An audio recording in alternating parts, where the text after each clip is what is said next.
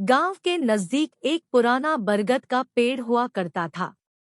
उसकी छाया में गांव के बच्चे खेला करते थे। एक दिन गांव का मुखिया उस पेड़ को कटवाने का आदेश दिया। उसे लगा पेड़ बहुत पुराना हो चुका है और अब किसी काम का नहीं है। बच्चों को यह सुनकर बहुत दुख हुआ। वे उस पेड़ से गहरा लगाव रखते थे। उन्होंने मिलकर मुखिया के पास विरोध किया, लेकिन मुखिया नहीं माना।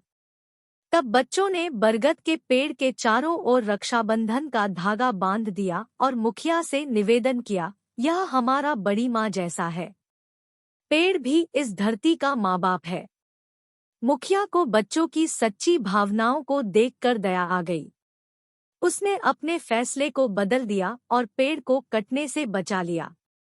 बच्चों ने खुशी से तालियां बजाई और पेड़ की देखभाल का वचन दिया।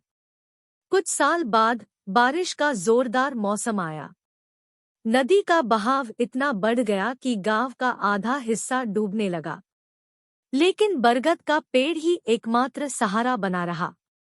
उसकी मजबूत जड़ों ने बाढ़ को रोक लिया और गांव को डूबने से बचा लिया। गांववालों को अपनी गलती समझ में आ गई। उन्होंने महसूस किया कि वृक्षों का महत्व अपार है। वे अब पर्यावरण की रक्षा के लिए जागरूक हो गए। गांव के हर कोने में पेड़ लगाए गए।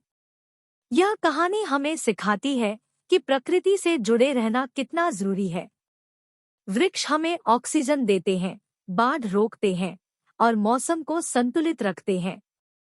हमें उनकी रक्षा करनी चाहिए और उनकी कटाई के बजाय पौधे लगाकर पर्यावरण की रक्षा में अपना योगदान देना चाहिए।